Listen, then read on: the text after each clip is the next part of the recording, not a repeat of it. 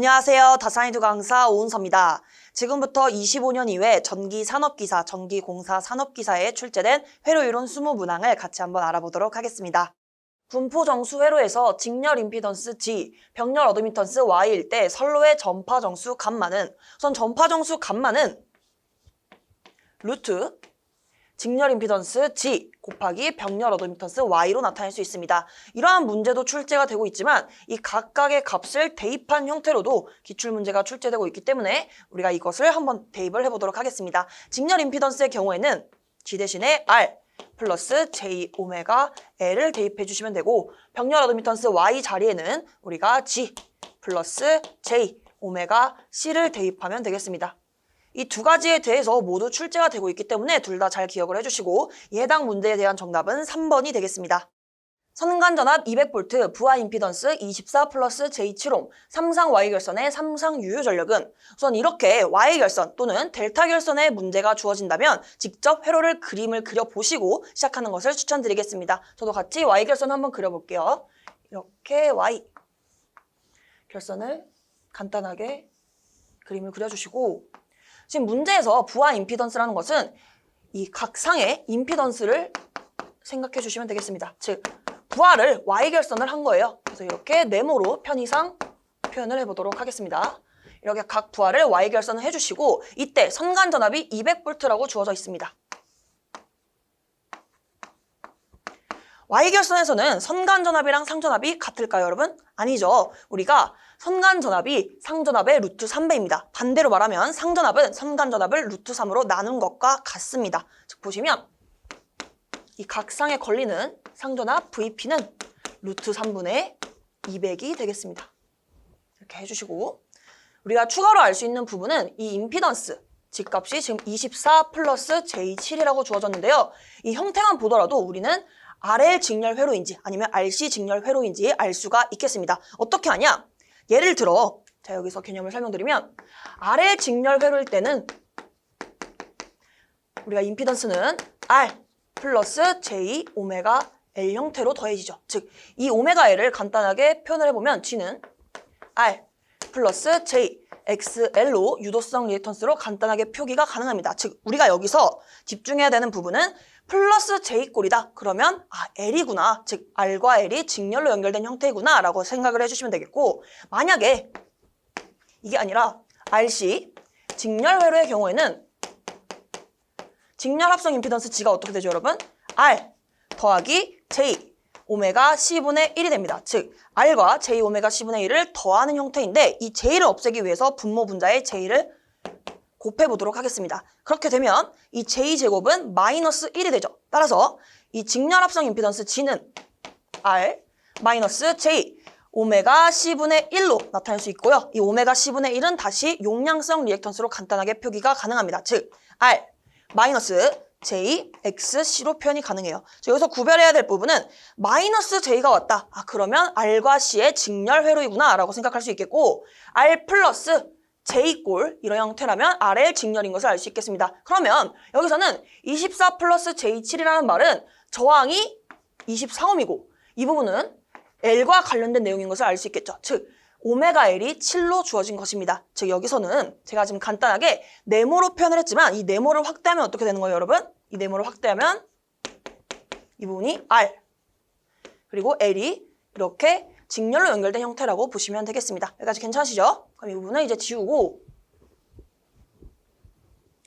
제가 이 부분을 자세하게 설명드린 이유는 이 문제를 풀려면 이 저항 R을 알고 있어야 되기 때문입니다. 즉 우리가 삼상 유효 전력에서는 저항 R에서 발생되는 소비되는 전력을 구하는 것이기 때문에 이 R이 무엇인지도 알고 계셔야 돼요. 그래서 여기까지 정리를 해보고 이제 삼상 유효 전력 P를 식을 작성해 보도록 하겠습니다. 우리가 P는 3 곱하기 전류의 제곱 곱하기 R로 나타낼 수 있는데요. 아마 대부분 이 전류를 상전류로 암기를 하고 계실 겁니다. 근데 정확히는요. 저항 R에 흐르는 전류라고 생각해 주시면 돼요. 여기 보시면 여기가 다 이렇게 R, L 그리고 마찬가지로 R, L이 직렬로 연결된 형태라고 했죠. 여기 보시면 이 저항 R에 흐르는 전류는 이게 곧 뭐예요, 여러분? 상전류 IP와 같아요. 그런데 우리가 Y결선이기 때문에 상전류는 선전류와도 같습니다. 그래서 그래서 우리가 여기서 중요한 것은 여기 이 상전류가 대입되는 이 부분은 결국에는 아래에 흐르는 전류를 대입하면 되는 거구나 라고 생각을 해주시면 되고요. 여기서는 상전류, 선전류 다 대입이 가능하겠습니다. 둘이 같기 때문에 봐주시면 되고, 그럼 우리가 이 문제를 풀기 위해서는 상전류를 계산을 해줘야겠죠. 우리가 상전류 같은 경우는 임피던스 분의 상전압으로 표현이 가능합니다. 그러면 임피던스를 대입할 건데, 임피던스는 24 플러스 J7이죠. 이때 임피던스의 크기를 계산을 하려면 루트 실수부의 제곱 24의 제곱 더하기 허수부 7의 제곱을 해주시면 돼요. 이거 해주시면 25옴이 되겠습니다. 즉 이 부분에 25를 대입해 주시고, 상전압은 지금 루트 3분의 200이 되겠죠, 여러분. 그래서 여기는 루트 3분의 200. 이 값이 상전류가 됩니다. 이렇게 구한 값을 여러분들 이 친구를 여기에 대입을 해주시면 돼요. 그대로 한번 작성해 보도록 하겠습니다. 그러면 25 분의 루트 3분의 200 이것의 제곱, 전체 전류의 제곱입니다. 마지막에 저항 R까지 곱해주시면 돼요. 저항 R은 우리가 24로 알아냈습니다. 그래서 이렇게 계산기에 넣어주시면요. 이 값이 대략적으로 1536W가 나오겠습니다. 정답을 골라주시면 3번이 되겠습니다. 삼상 불평형 전압에서 역상 전압이 25V, 정상 전압이 100V, 영상 전압이 10V라고 할 때 전압의 불평형률은 우리가 이 전압 불평형률, 이 불평형률 공식을 암기를 해주셔야 되는데요. 이렇게 기억하시면 좋습니다. 우리가 불평을 할 때는 화를 내죠, 여러분. 불평을 낼 때는 역정을 낸다. 이렇게 기억을 해주시면 좋을 것 같아요. 역정, 그리고 여기에 퍼센트로 물어봤을 때는 곱하기 100까지 해주시면 되겠습니다. 즉 여기서 정리를 해보면 불평을 할 때는 역정을 낸다. 그럼 여기에 역상분, 여긴 정상분을 대입만 해주시면 되겠습니다. 그러면 정상분은 100V죠. 그리고 역상 전압은 25라고 주어졌고 여기에 곱하기 100을 하게 된다면 계산기에 넣을 필요 없이 이렇게 약분이 돼서 25%가 되겠습니다. 따라서 전압 불평률은 25%. 정답을 골라주시면 3번이 되겠습니다. IT가 3T제곱 플러스 2T의 전류가 도선을 1분간 흘렀을 때 통과한 전체 전기량은, 이때 전기량의 단위도 주의해 주셔야 됩니다. 전기량은 암페어 아워로 주어져 있어요. 우선 우리가 이러한 조건을 통해서 전기량을 예를 들어 Q라고 한다면 Q는 전류 IT를 시간 T에 대해서 적분한 것과 같습니다. 즉, 이 식을 그대로 적용시켜 주시면 되는데요. 지금 보시면 1분간 흘렀다고 했죠. 따라서 우리가 이 T가 초의 단위일 때는 0초부터 시작해서 60초까지 이 전류를 다 적분해 주시면 되는 거예요. 한번 대입을 쭉 해보면 0부터 60초까지 우리가 IT는 3T제곱 플러스 2T라고 주어져 있죠. 이것을 T에 대해서 적분을 한다라고 보시면 되겠고, 우선 여기서부터는 계산기로 바로 입력이 가능합니다. 이거 계산기 해주시면 21만 9,600이 나와요.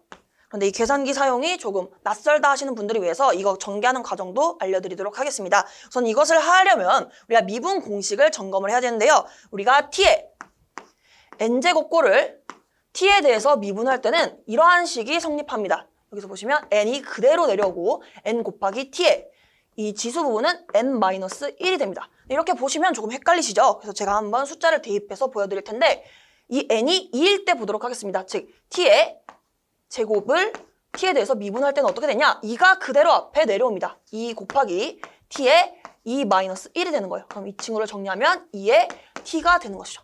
2T가 되는 거예요. 그리고 하나 더 연습을 해보면 T의 세제곱도 미분을 해보도록 하겠습니다. T의 세제곱을 미분하게 되면 3이 그대로 앞에 곱해지고 T의 지수는 3-1승이 되어서 3T제곱이 됩니다.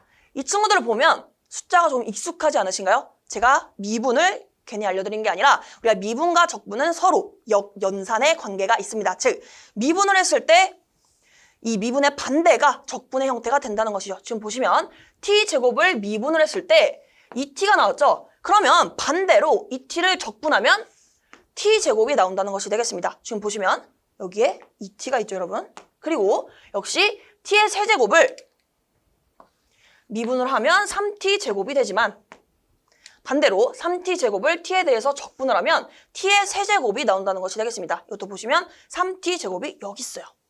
이걸 통해서 우리가 적분을 해보면 3T제곱을 적분을 했을 때는 T의 세제곱이 나오죠. 그럼 여기에 T의 세제곱을 작성을 합니다. 그리고 우리가 이 t를 적분하면 t제곱이 나옵니다. 그러면 플러스 t제곱.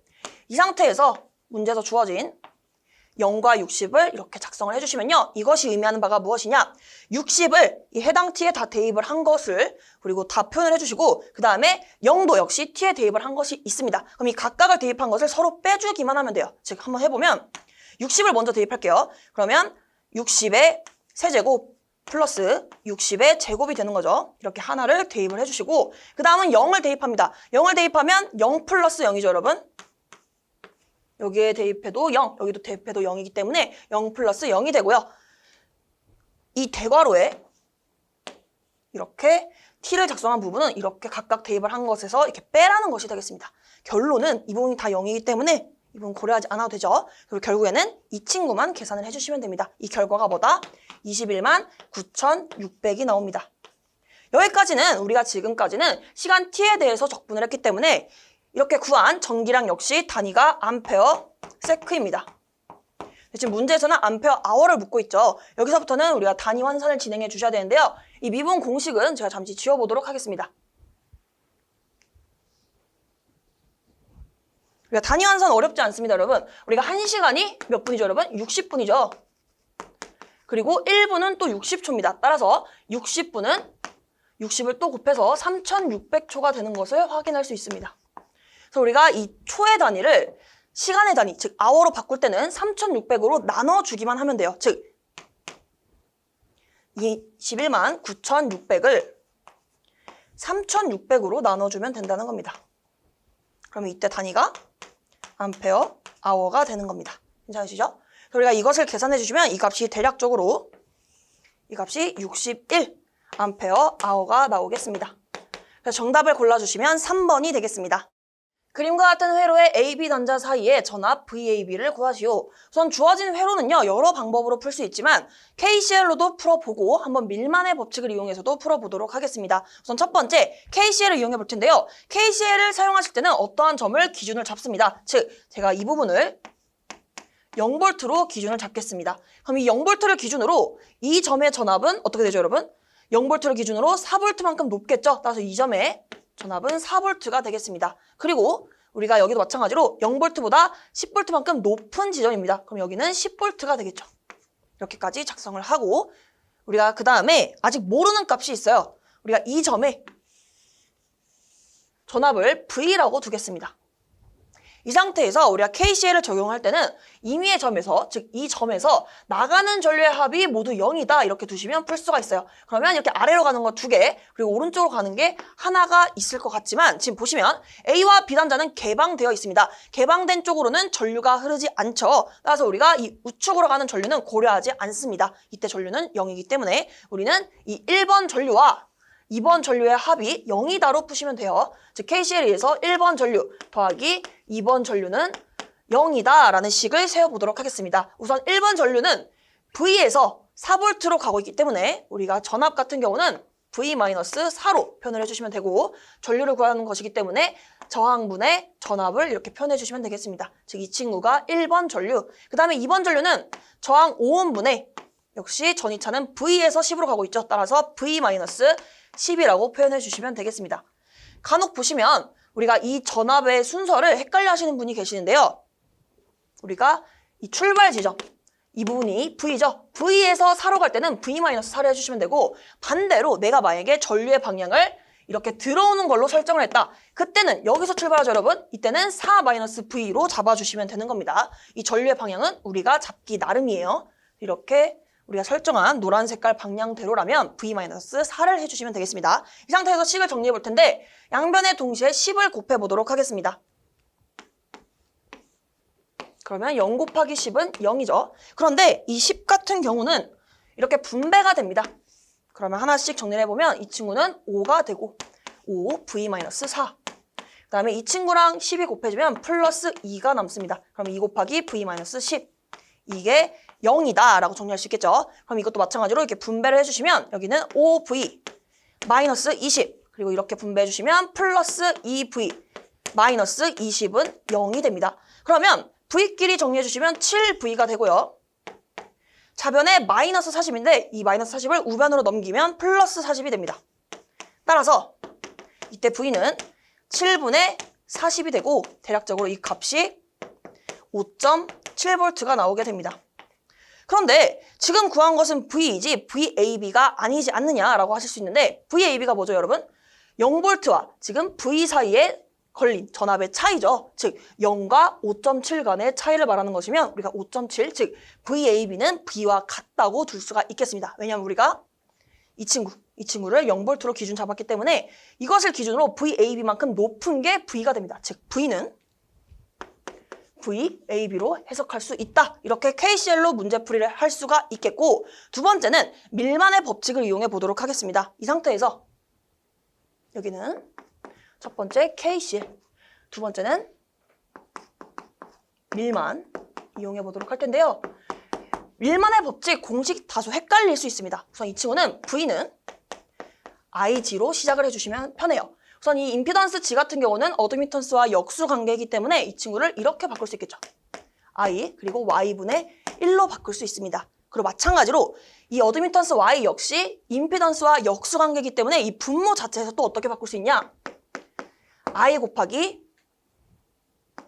Y 자리에 G분의 1을 이렇게 대입하는 방법이 있겠습니다. 괜찮으시죠? 우리가 이 밀만의 법칙은 V는 어떠한 꼴로 정리가 되냐? 분모 같은 경우는 G분의 1꼴이 되고요. 분자는 이렇게 전류의 형태가 됩니다. 이 전류를 우리가 저항과 임피던스와 전압의 형태로 나타내게 되면 임피던스분의 전압, 이렇게 전류를 나타낼 수 있겠죠. 즉, 이 부분은 전류 I, 이 부분은 그리고 이 Y 대신에 G분의 1로 바꾼 이 부분입니다. 즉, 공식을 떠올리기 힘들 때는 이렇게 전개를 하셔도 된다. 아니면 나는 이게 더 헷갈린다 하시는 분들은 바로 공식을 대입하셔도 됩니다. 그래서 마지막으로 말씀드리고 싶은 것은 지금 보시면 저항의 회로이죠. 즉, 다른 것들이 없고 저항만의 회로이기 때문에 임피던스가 곧 저항이 되겠습니다. 따라서 이 공식이 어떻게 바뀐다? R분의 1 플러스 R분의 2꼴로 정리가 되고요. 제가 계속 꼴이라고 말하는 이유는 이 V라는 것 자체가 이 친구들의 합의 형태로 전개가 됩니다. 즉 이것분의 이거가 아니라 R분의 1을 다 더한 것, 그리고 R분의 1을 다 더한 것의 형태로 전개가 되겠습니다. 즉 마지막 이 공식이 중요한 거예요. 우리가 밀만의 법칙을 이용하려면 V는 시그마 R분의 1 분의 시그마 R분의 2만 기억을 해주시면 됩니다. 즉 이 윗부분은 이 공식을 떠올리는 과정을 제가 나타낸 것뿐입니다. 그래서 이 부분은 이제 지워보도록 할게요. 우리는 이 최종 공식을 이용해서 대입을 해보도록 할 텐데요. 지금 보시면 V는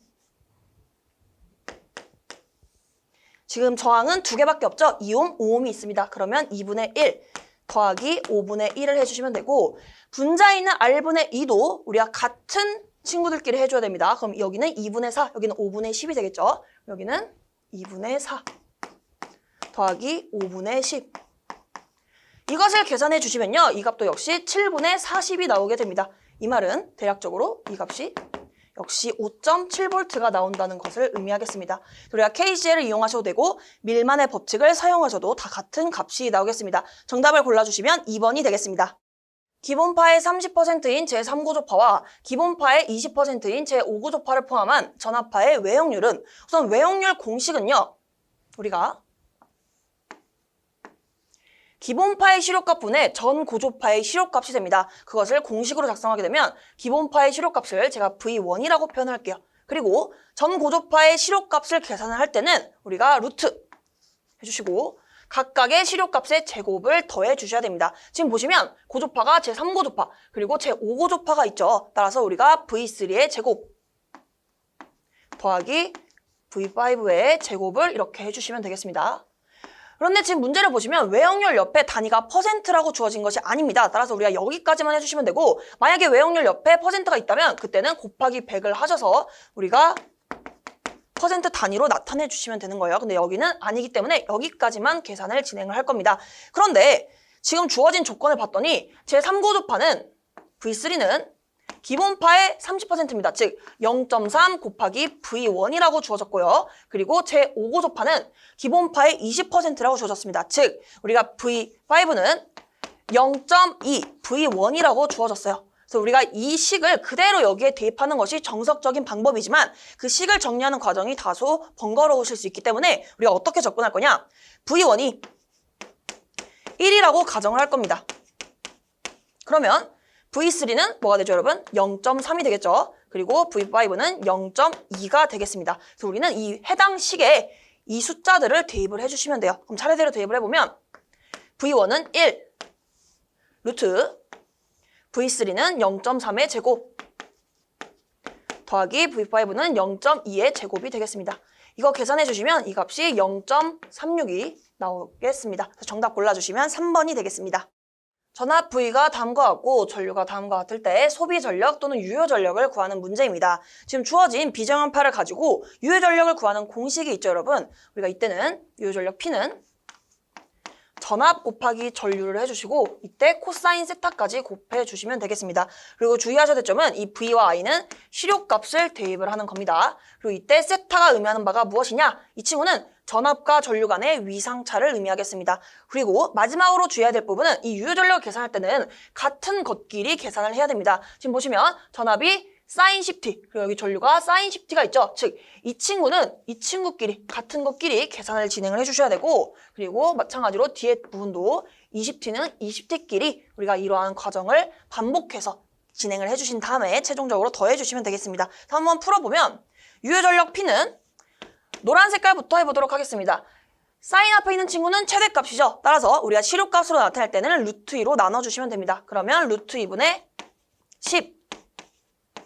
전류의 실효값은 루트 2분의 20.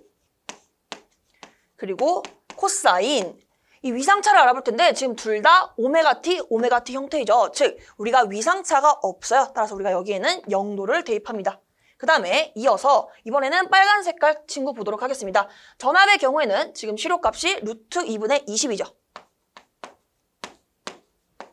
전류도 표현을 해보면 10을 루트 2로 나눠주시면 되겠습니다. 그리고 코사인.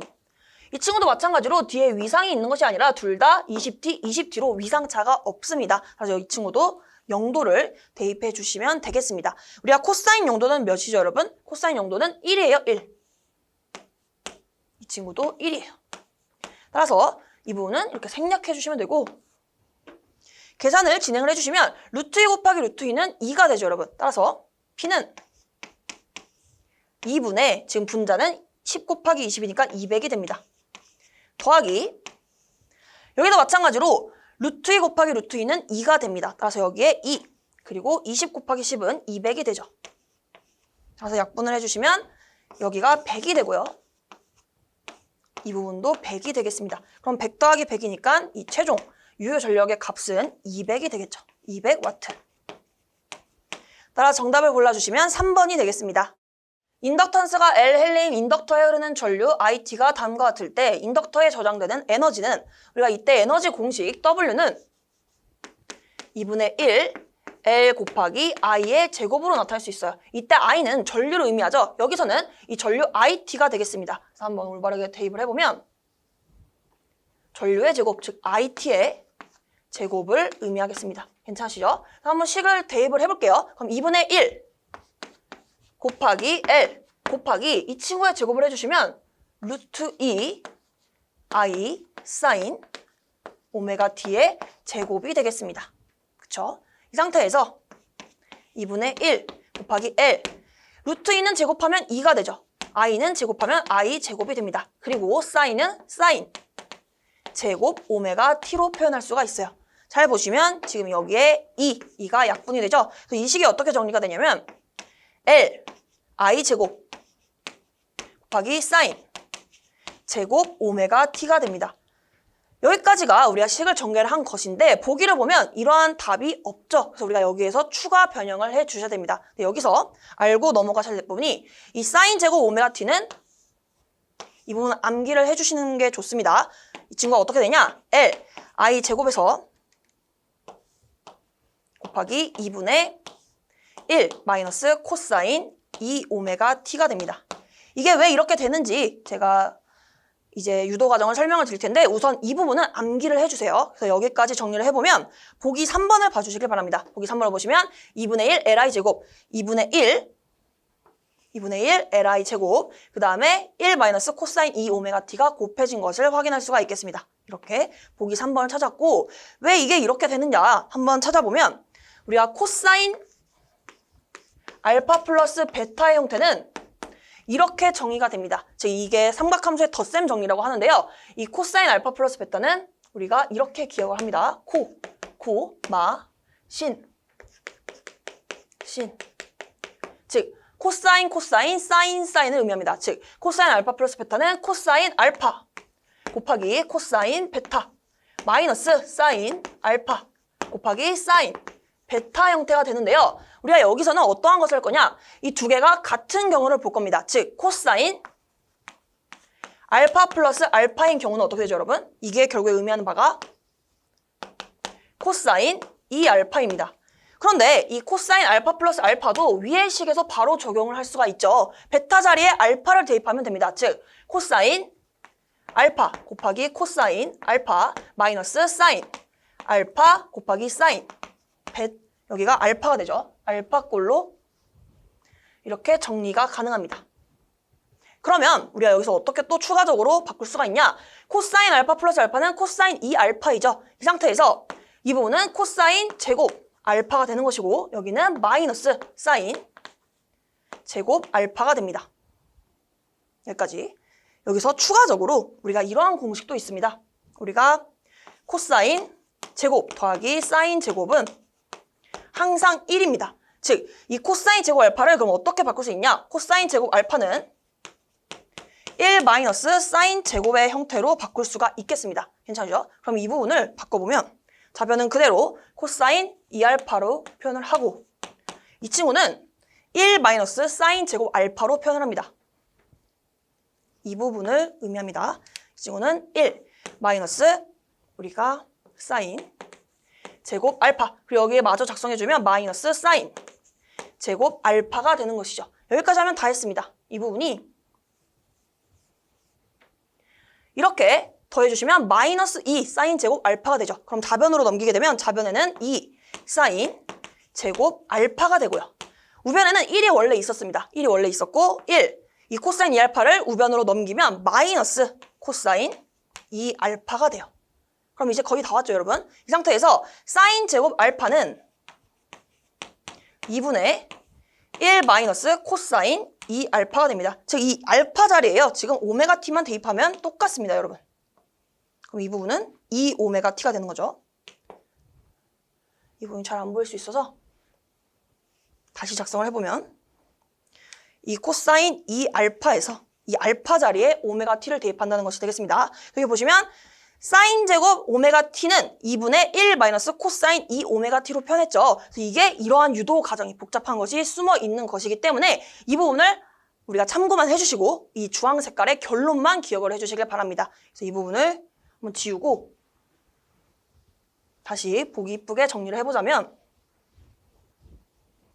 이 문제에서 꼭 알고 가야 되는 부분은 사인 제곱 오메가 t는 2분의 1 마이너스 코사인 2 오메가 t로 정리된다. 따라서 이 해당식 W가 어떻게 된다? W는 2분의 1 앞으로 뺄게요. 그리고 Li 제곱 그 다음에 마지막 이 친구 1 마이너스 코사인 2 오메가 t로 정리가 가능하겠습니다. 따라 정답을 골라주시면 3번이 되겠습니다. 삼상회로에 델타 결선된 평형 순저항 부하를 사용하는 경우 선간전압 220V, 상전료가 7.33A라면 한 상의 부하 저항은 약 몇 옴인가? 우선 이렇게 결선이 주어졌을 때는 일단 그림을 그리고 시작하는 것을 추천드릴게요. 그래서 우리가 델타 결선을 한번 그려보면 이렇게 그릴 수 있습니다. 쭉 나타내 주시고 지금 보시면 평형 순저항 부하라고 했습니다. 즉 부하가 순저항이다라는 말은 R밖에 없다는 거죠. 즉 이 델타 결선된 부분이 다 R로만 이루어져 있다고 해석을 할 수가 있겠습니다. 즉 이렇게 R 여기도 저항, 여기도 저항을 이렇게 그려주시면 돼요. 이 상태에서 주어진 조건을 작성해보면 선간전압이 220V라고 주어졌죠. 그럼 이 부분이 220V. 그런데 우리가 델타 결선에서는 선간전압이 그대로 상에 걸리게 됩니다. 즉 선간전압 VL과 상전압 VP가 같기 때문에 우리가 220V가 그대로 걸린다라고 해석을 할 수 있고 상전압을 제가 여기다 표현을 해보도록 하겠습니다. 즉 이 VP는 220V이다. 여기까지 표현을 해보고 상전류가 주어졌습니다. 상전류가 7.33A다. 상전류는 말 그대로 이 상에 흐르는 전류이죠. 이렇게 노란 색깔로 표현한 이 상전류를 IP라고 한다면 IP는 어떻게 계산하죠, 여러분? IP는 상전류는 우리가 원래는 부하의 어떠한 값이 안 줘졌을 때는 부하의 임피던스분에 여기에 걸리는 상전압 VP를 대입해 주시면 되는데요. 지금 보시면 저항밖에 없기 때문에 임피던스가 곧 저항이 됩니다. 그래서 우리가 이 자리에는 R을 대입하면 되겠습니다. 결국에는 상전류는 R분의 VP가 되고요. 지금 문제에서 IP가 7.33으로 주어졌어요. 그리고 우리가 VP도 알고 있죠. VP 값은 220이 되겠습니다. 우리가 지금 모든 값들이 다 알고 있고 R만 모르기 때문에 이 R을 계산할 수가 있습니다. 즉 정리를 해보면 R분의 220은 7.33이 되기 때문에 우리가 R은 우리가 7.33으로 나눠주시면 되겠죠. 이 부분을 자리를 바꿔주시면 됩니다. 그럼 우리가 220을 7.33으로 나누게 되면 이 값이 대략적으로 30옴이 나오겠습니다. 따라서 정답을 골라주시면 4번이 되겠습니다. 코일의 건수가 1000회, 저항이 10옴이다. 전류 I를 10A를 흘릴 때 자속 파이가 다음과 같다면 이 회로의 시정수는 어떻게 되는가? 지금 보시면 시정수를 묻는 문제인데 코일 등장했고 저항 R 등장했습니다. 즉 RL 회로예요. RL 회로에서 시정수는 우리가 타우는 R분의 L초로 기억을 해주시면 되고 지금 문제에서 저항 R은 10옴이라고 주어져 있습니다. 그런데 우리가 인덕턴스 L 값은 주어지지 않았죠. 즉 문제에서 주어진 조건을 통해서 우리가 L을 계산을 하고 여기에 대입을 해서 시정수를 계산해야 되는 문제가 되겠습니다. 그럼 우리가 다시 한번 출발해 볼 텐데 이 L을 어떻게 구할까? 이럴 때는 문제에 주어진 조건을 한번 복습을 합니다. 그럼 보시면 건수 N 주어졌고요. 저항 R 주어졌고 그리고 전류 주어졌고 그리고 자속 파이가 주어졌습니다. 이걸 통해서 L을 어떻게 표현하지? 고민을 해주시면 우리가 이러한 공식이 자기학에 있었어요. 전기자기학 과목에 Li는 N 곱하기 파이와 같다 이러한 식이 있었는데요. 여기 보시면 L은 인덕턴스, I는 전류, N은 건수, 파이는 자속에 해당됩니다. 이 식을 통해서 우리가 L로 정리를 하게 되면 L은 전류 I분의 N 파이로 나타낼 수가 있겠죠. 우리가 이것만 알고 있으면 풀 수 있는 문제가 되겠습니다. 그래서 한번 대입을 해볼 텐데 이 친구는 전류 자리에는 10A를 대입합니다. 10. 건수는 1000. 자속은 3 곱하기 10의 마이너스 2승이 됩니다. 지금 보시면 공 하나 이렇게 약분이 되겠죠. 그리고 이 100은 10의 제곱입니다, 여러분. 맞죠? 10의 제곱과 10의 마이너스 2승을 만나면 서로 이렇게 1이 되겠죠. 서로 상쇄되고 남는 것은 결국에 3입니다. 즉 L값이 3헨리가 된다는 것이 되겠습니다. 여기까지 정리를 해보고 바로 시정수에 대입을 해주시면 시정수 타우는 R분의 L초인데 R값은 15, L값은 3이 되므로 이 값은 0.3초가 나오겠습니다. 따라서 정답을 골라주시면 1번이 되겠습니다. 비정연파 전압이 다음과 같을 때 외형률은 약 얼마인가? 우선 외형률의 공식을 점검을 해보면 제 편의상 외라고만 작성하겠습니다. 외형률은 기본파의 시료값 분의 전 고조파의 시료값이 됩니다. 그래서 기억을 하실 때는 이렇게 고기로 기억을 하셔도 좋습니다. 이때 이 고조파의 시료값을 계산하실 때는 조금 주의를 해주셔야 되는데요. 기본파 같은 경우는 우리가 단순히 V1이라고 표현할 수 있겠지만 고조파들의 시료값은 각각의 시료값들을 제곱해서 더해주신 다음에 루트를 씌워주셔야 됩니다. 즉 식으로 표현하게 된다면 루트 예를 들어 2고조파가 있을 때는 V2의 제곱 3고조파가 있을 때도 V3의 제곱 이런 식으로 쭉 진행을 해주시면 되는데 보시면 고조파의 시료값을 제곱하고 그 친구들을 다 더하고 마지막에 루트를 씌운 것을 볼 수 있겠죠. 이 분자의 부분만 주의해 주시면 됩니다. 지금 문제에서 외형률을 퍼센트로 물어본 것이 아니기 때문에 여기까지만 표현을 해주시면 되고 지금 쭉 봤더니 기본파, 2고조파, 3고조파만 있습니다. 즉 여기서 땡땡땡을 굳이 고려를 안 해도 되겠죠. 우리가 이 해당 공식만 고려를 해주시면 되겠습니다. 한번 대입을 해볼게요. 기본파의 시료값은 지금 사인 앞에 있는 이 100루트2는 최대값입니다. 따라 최대값을 루트2로 나눠주시면 기본파, 즉 기본파의 시료값 V1은 100이 되겠습니다. 100. 그 다음에 루트. 이번에는 2고조파에서 이 V2 시료값을 계산해 보도록 하겠습니다. 이 친구는 사인 이 오메가 t 앞에 있는 이 50루트2는요 최대값이라고 했어요. 따라서 이 친구를 루트로 나누게 되면 50이 시료값이 됩니다. 그럼 여기에는 50의 제곱. 그 다음에 3고조파일 때는 역시 루트2를 나누는 이 30의 제곱을 해주시면 됩니다. 각각의 시료값을 구하신 다음에 제곱해서 더하고 마지막에 루트를 씌운다. 그래서 이것을 계산해 주시면 대략적으로 이 값이 0.58이 나오겠습니다. 따라서 정답을 골라주시면 2번이 되겠습니다. 다음에 시간의 함수를 라플라스 변환하는 문제가 출제되었습니다. 우선 주어진 형태로 바로 라플라스 변환을 할 수 없기 때문에 이 친구를 다른 형태로 간단하게 바꿔볼 텐데요. 그 과정을 제가 한번 설명을 드려보도록 하겠습니다. 우선 사인 알파 플러스 베타 형태의 이 삼각함수 덧셈 정리를 좀 기억을 해주셔야 되는데 우리가 사인 알파 플러스 베타는 이렇게 전개가 됩니다. 이 친구는 신, 코, 풀, 코, 신으로 기억을 해주시면 되겠습니다. 즉 사인 알파 플러스 베타는 신, 사인, 알파 곱하기 우리가 코사인, 베타 그 다음에 플러스 여기도 마찬가지 코사인이죠. 코사인인데 이 순서는 알파, 베타 순서입니다. 즉 여기는 코사인 알파가 오게 되고요. 곱하기 사인 여기는 베타 순으로 오게 됩니다. 즉 정리하게 되면 사인 알파 플러스 베타는 사인 알파 곱하기 코사인 베타 더하기 코사인 알파 곱하기 사인 베타가 됩니다. 이것을 기억하기 쉽게는 신, 코, 풀, 코, 신으로 기억을 해주시고요. 이 상태에서 우리가 적용을 하려면 이 두 친구가 같은 케이스로 고려를 합니다. 즉 사인 둘 다 알파일 경우 알파 플러스 알파라고 표현할 수 있겠죠. 그러면 이 위의 공식에서 베타 자리에 알파만 대입해 주시면 됩니다. 그러면 여기서 사인 알파 곱하기 코사인 알파 더하기 여기도 마찬가지로 코사인 알파에서 여기는 베타 자리에 알파를 대입해 주시면 되죠. 그러면 사인 알파라고 정리할 수 있게 됩니다. 그럼 지금 잘 보시면요. 여기도 사인 알파 곱하기 코사인 알파 여기도 사인 알파 곱하기 코사인 알파로 이 두 친구는 같은 친구죠. 따라서 우리가 이렇게 표현할 수 있습니다. 2 곱하기 사인 알파 곱하기 코사인 알파라고 우변을 정리할 수가 있게 돼요. 그럼 자변도 한번 정리해 볼 텐데 자변은 사인 알파 플러스 알파이기 때문에 사인 2 알파라고 정리할 수 있게 됩니다. 이게 이렇게 공식을 전개하는 과정이 됩니다. 그럼 우리가 이 친구를 이 시간의 함수에서 적용을 시켜보면 이 알파 자리에 t만 대입해 주시면 돼요. 그러면 사인 이 t는 2 곱하기 사인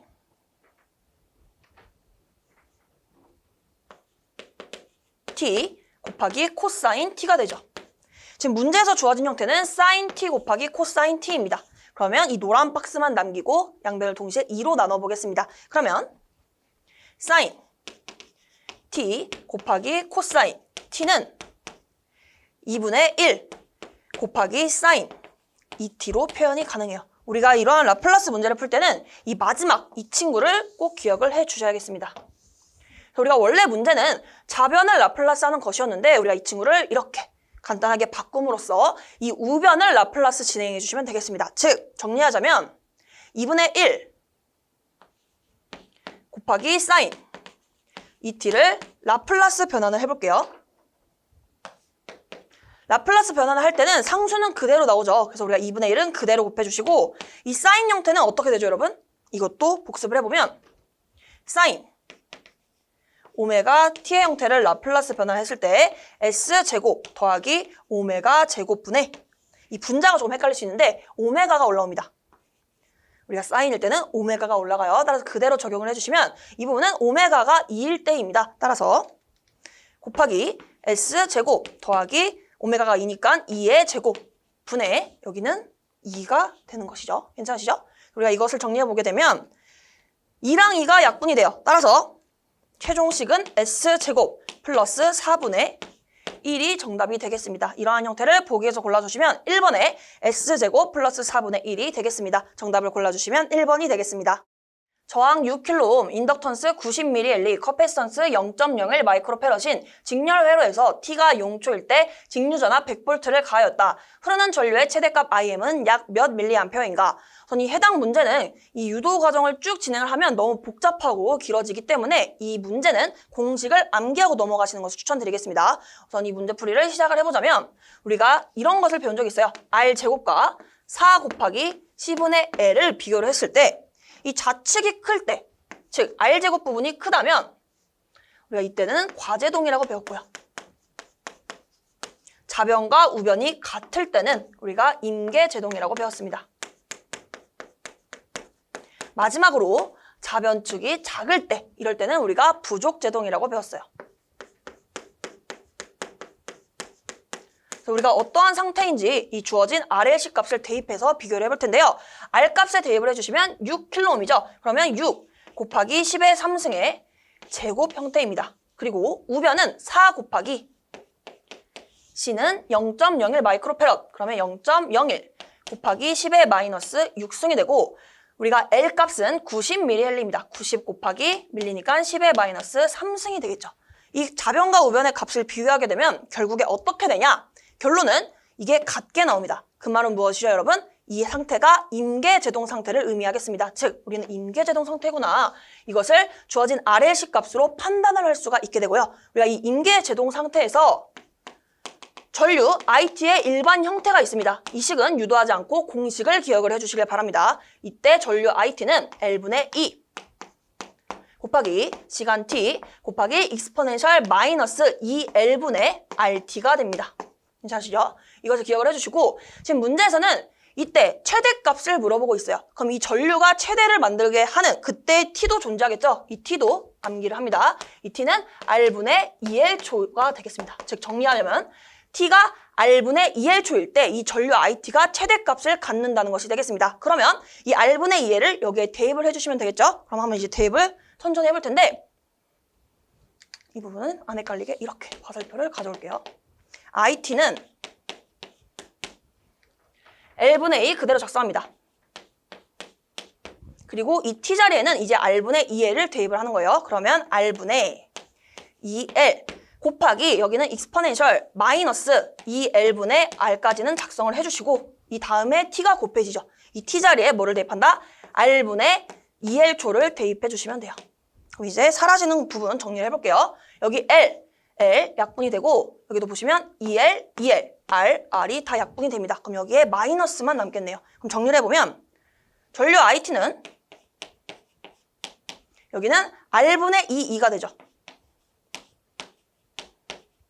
그리고 익스포넨셜 여기는 마이너스 1승이 됩니다. 지금 보시면 주어진 것을 대입해 보도록 하겠습니다. 저항은 6kΩ 6 곱하기 10의 3승 분의 지금 2 곱하기 직류전압 100V라고 했습니다. 그러면 200이 되겠네요. 그리고 여기에 익스포넨셜 마이너스 1승은 이 부분은 계산기를 통해서 대입을 해주시면 되겠습니다. 그래서 이 식을 정리해 주시면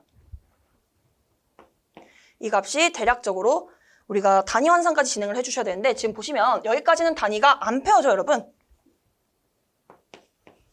계산기를 통해서 이것을 해주시면 거기까지는 암페어의 단위입니다. 근데 지금 문제에서처럼 밀리암페어로 우리가 환산을 하려면 여기에는 곱하기 10의 3승을 함으로써 여기에 밀리암페어를 해주셔야겠죠. 제가 여기에 분모에 작성한 것처럼 보이기 때문에 이 부분에 작성을 하도록 하겠습니다. 즉 여기에서 암페어의 단위에서 곱하기 10의 3승까지 해주셔야 이 단위가 밀리암페어가 나오겠습니다. 그래서 이거 계산해 주시면요. 이 값이 대략적으로 12.3 밀리암페어가 나오겠습니다. 정답을 골라주시면 2번이 되겠습니다.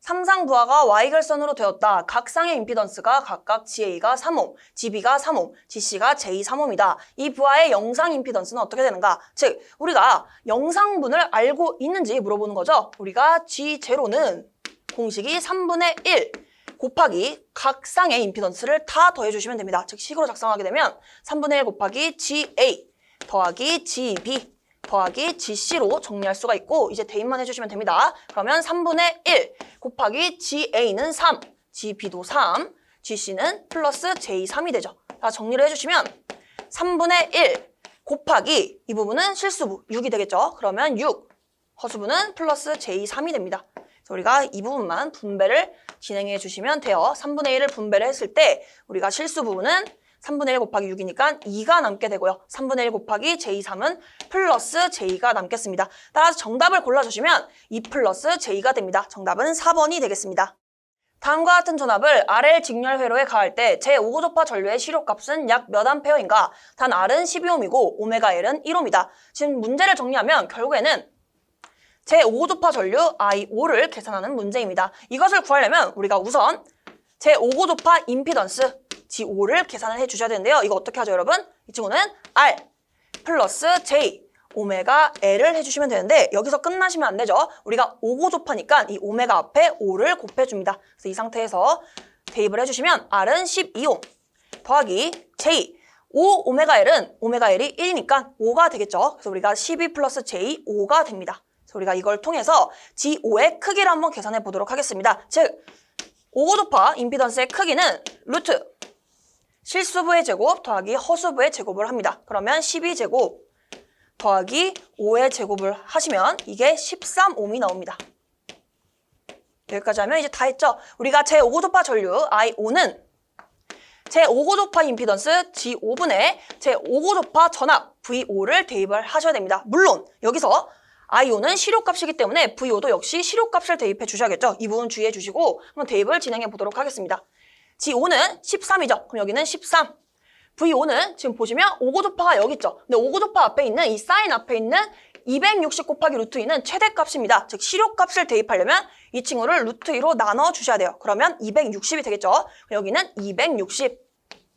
따라서 약분을 진행하면 이게 20이 나오겠습니다. 따라서 우리가 I5는 20A가 나옵니다. 정답을 골라주시면 3번이 되겠습니다.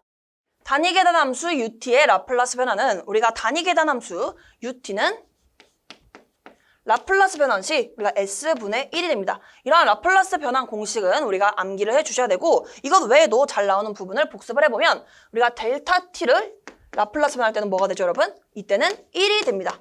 그리고 우리가 T 함수를 라플라스 변환할 때는 S제곱분의 1이 되고 그리고 역시 T의 N제곱꼴로 이런 형태를 라플라스 변환하게 되면 이때는 우리가 S의 N 플러스 1승분의 N 팩토리얼이 됩니다. 이 팩토리얼은 계속 하나씩 다운시켜서 곱해주시면 되는데 예를 들어 3 팩토리얼이라는 것은 3 곱하기 2 곱하기 1을 해주시면 되는 것입니다. 한번 이것도 예시로 들어보면 T의 제곱 형태를 한번 적용시켜 보도록 하겠습니다. 우리가 추가로 연습을 하는 거예요. T의 제곱 형태를 라플라스 변환하게 되면 어떻게 되느냐? 이것에 그대로 n자리에 2를 대입해 주시면 돼요. 그러면 s 2 플러스 1분의 우리가 2팩토리얼이 되기 때문에 2팩토리얼은 2 곱하기 1이 됩니다. 그러면 정리하자면 s의 세제곱분의 2 곱하기 1이니까 2가 되겠습니다. 그래서 이것도 자주 나오는 공식이죠. 정리를 해보면 델타 t는 1이 되고 UT는 S분의 1이 되고 T는 S제곱분의 1이 되고 T의 N제곱꼴은 Sn 플러스 1분의 N 팩토리얼의 꼴이 되는데 이때 예시로 T제곱도 자주 나오는 부분이기 때문에 복습을 했습니다. T제곱은 S세제곱분의 2가 되겠습니다. 우선 이 문제의 정답을 골라주시면 2번이 되겠습니다. 30옴의 저항과 40옴의 유도성 리액턴스가 병렬로 연결되어 있다. 이 RL 병렬 회로에 VT가 다음과 같을 때 우리가 흐르는 전류는 약 몇 암페어인가? 지금 보시면 1번부터 4번까지 순식값 형태로도 표현하고 있고 극형식 그리고 직교좌표 형식 즉 복소수로도 나타내고 있습니다. 그래서 우리가 전류를 계산을 해주신 다음에 각각의 버전을 다 한번 구해보는 과정이 필요하겠죠. 그래서 우선 진행을 해보면 RL 병렬 회로이기 때문에 한번 그림부터 그려보도록 하겠습니다. 이렇게 저항 R이 있고 여기는 이렇게 L을 고리를 그려보도록 하겠습니다. 이렇게 RL 병렬 회로에서 지금 문제에서 주어진 것은 이 병렬 회로의 전압 VT를 인가했다고 합니다.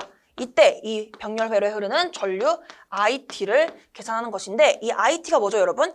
RL 병렬 회로에서 전체 전류를 의미합니다. 그러니까 이 IT는 어떻게 계산하냐면 지금 보시면 R에 흐르는 전류가 있겠죠. 이 친구를 IR 그리고 L에 흐르는 전류도 있을 것입니다. 이 친구를 IL이라고 하면 이 두 친구를 더해야 이 전체 전류 I가 나오게 됩니다. 왜냐하면 우리가 이 점에서 KCL을 적용해보면 전체 전류 IT가 들어오고 지금 나머지 IR과 IL이 나가는 전류가 되는 것이죠. 따라서 우리가 I는 우리가 IR 더하기 IL을 해주시면 돼요. 근데 이럴 때는 단순히 크기만을 더하는 것이 아니라 우리가 위상차까지 고려해서 벡터적으로 더해주셔야 됩니다. 여기도 IL의 벡터, 여기도 IR의 벡터 버전이라고 했을 때 벡터의 합으로 표현을 한다라고 생각해 주시면 되겠습니다. 우리가 차례대로 IR부터 계산을 해볼게요. IR은 R분의 전압, 즉 V로 표현할 수가 있습니다.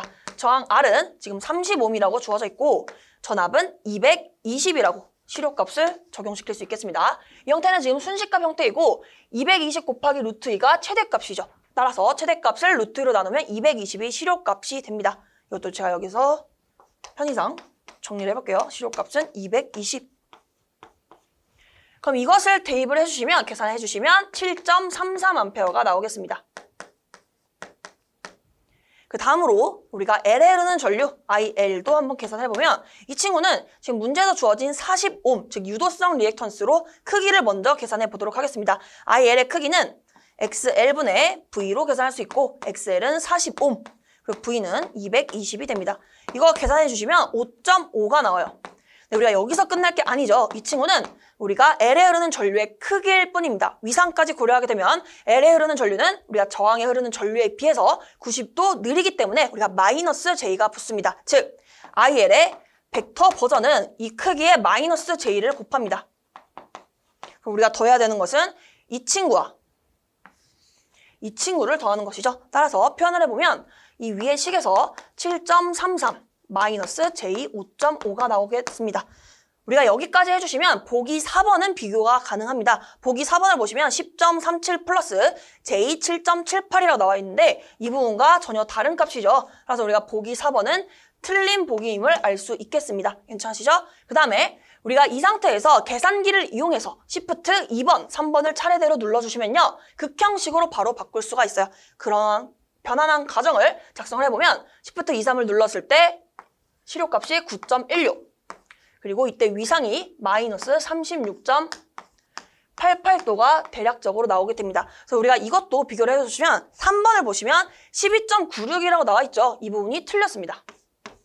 우리가 대략적으로 마이너스 36.88은 마이너스 36.87과 비슷하기 때문에 동일하다고 볼 수 있지만 이 앞부분의 크기는 너무 차이 나기 때문에 3번도 역시 틀린 보기가 되는 것을 알 수가 있어요. 우리가 여기까지 진행을 하고 우리가 이어서 순식값 형태만 남았습니다. 1번과 2번이 지금 다 사인파형으로 순식값 형태로 주어져 있죠. 우리가 주어진 이 극형식 값으로 순식값으로 변형을 해볼 텐데요.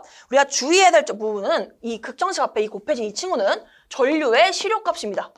그러면 우리가 순식값 형태로 나타내려면 사인 앞에는 최대값을 곱해 주셔야 되죠. 따라서 주어진 실효값에 루트 2를 곱하게 됩니다. 제가 이 부분은 이제 지울게요. 우리가 i를 순식값 형태로 it로 표현을 할 때는 9.16에 루트 2를 곱해서 최대값으로 바꾸어 줍니다. 이 상태에서 사인 문제에서 그대로 377t 그리고 위상은 마이너스 36.88을 작성합니다. 그러면 이 값을 대략적으로 계산해 주시면요. 9.16 곱하기 루트 2는 대략적으로 12.95가 됩니다. 쭉 작성하게 되면 사인 377t 마이너스 36.88도가 돼요. 이것도 마찬가지로 정확히 12.96은 아니지만 대략적으로 비슷한 값을 유지하고 있기 때문에 보기 1번을 보시면요. 12.96 사인 377t 마이너스 36.87도로 보기 1번이 올바른 것을 알 수 있겠습니다. 시정수 타우를 갖는 RL 직렬 회로에 직류 전압을 가할 때 T가 3타우가 되는 시간에 회로에 흐르는 전류는 최종값의 약 몇 %인가? 이 문제는 RL 직렬 회로에서의 과도 현상을 묻는 문제입니다. 우선 회로를 한번 그려보면 이렇게 직류 전압이 있고 여기에 스위치를 달아보도록 하겠습니다. 스위치 S, 여기는 저항 R, 여기는 코일 L을 이렇게 그려보도록 하겠습니다. 이 상태에서 예를 들어 전압을 E라고 하고 여기는 R, 여기는 L이 되겠죠. 우리가 스위치를 닫게 되면 어떻게 되죠, 여러분? 스위치를 닫은 직후 우리가 L은 초기의 개방 상태가 됩니다. 즉 L은 초기에 개방 상태가 되고 시간이 많이 흐른 말기에는 즉 최종에는 우리가 이때는 단락 상태가 됩니다. 이 부분은 과도 현상에서 중요한 부분이었어요. 해석을 해보면 스위치를 닫은 직후에 전류가 흐를 텐데 이 전류를 어떻게 표현할 것이냐. 초기에는 L이 개방되었기 때문에 이 개방된 회로에는 전류가 흐를 수 없습니다. 즉 전류 IT를 역시 초기값 그리고 말기값을 해석을 해보면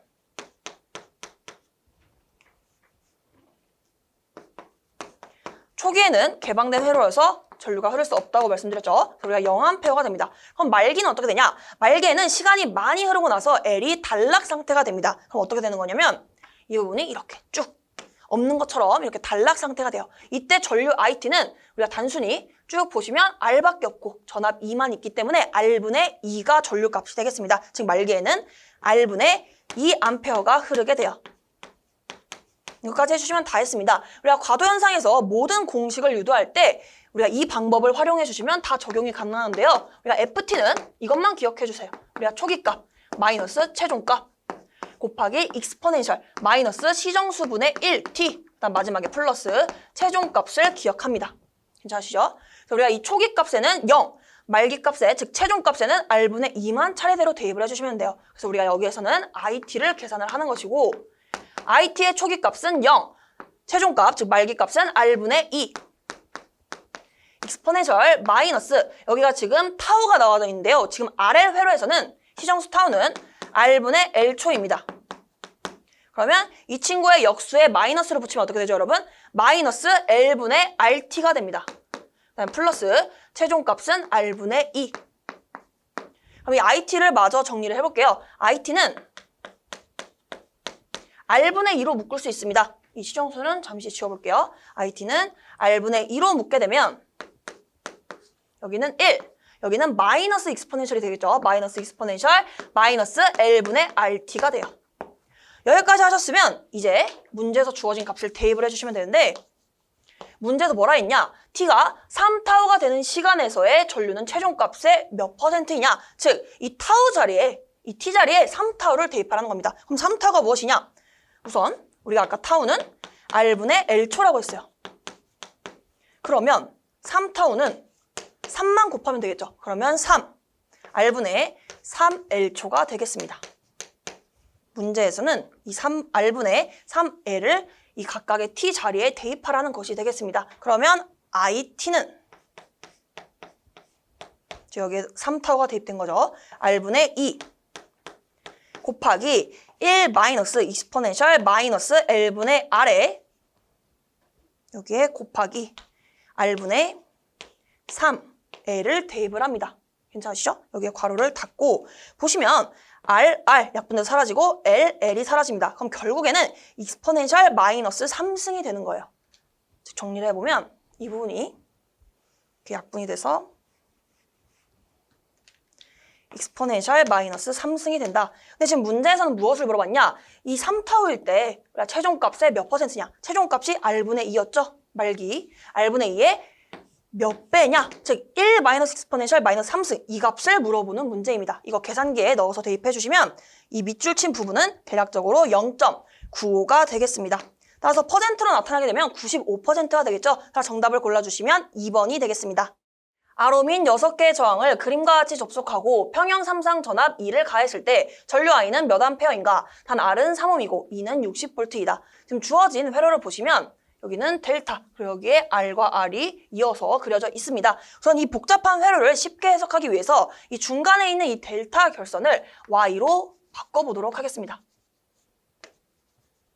즉, 이 R의 델타 결선을 Y 결선으로 바꾸게 되면 이 하나의 저항값이 3분의 1배가 되죠. 따라서 이 부분이 3분의 1R, 여기도 마찬가지로 3분의 1R, 여기도 마찬가지로 3분의 1R이 됩니다. 정리하게 되면 우리가 이 부분이 이 점을 통해서 3분의 1R과 기존에 있었던 R이 직렬 연결된 형태입니다. 따라서 이 친구를 간단하게 Y결선으로 표현을 하게 되면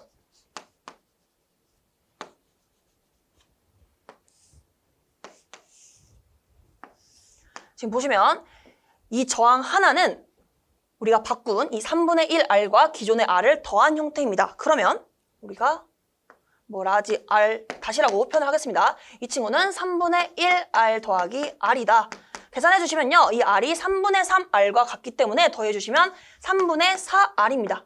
그리고 지금 문제에서 R 값이 3옴이라고 주어졌죠. 그럼 여기에 3을 대입하시게 되면 이 값이 4옴이 되겠습니다. 즉 우리가 이렇게 간단하게 표현을 한 결과 이 R 다시의 값이 4옴이라는 것이 주어진 것입니다. 이 상태에서 지금 문제에서는 무엇을 물어보고 있냐면 여기에 흐르는 전류 I를 물어보고 있습니다. 그 말은 여기에 흐르는 전류 I가 되겠는데 이러한 Y결선에서 선전류나 여기 상에 흐르는 전류나 다 같죠, 여러분? 따라서 우리가 이 Y결선에서의 상전류를 계산하는 과정을 진행해 주시면 됩니다. 우리가 상전류 IP는 임피던스 분의 상전압이 되겠고요.